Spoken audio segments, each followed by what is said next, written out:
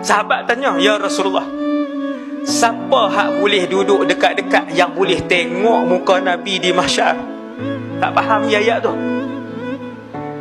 tak boleh nak dalam lagi ayat tu. Bila sahabat tanya, ya Rasulullah, siapa yang paling hampir dengan kamu di mahsyar?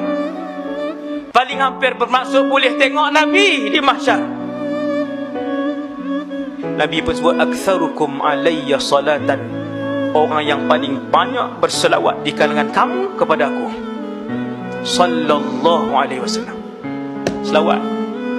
Binatang ke semuanya, manusia ke semuanya, jin ke semuanya, syaitan ke semuanya.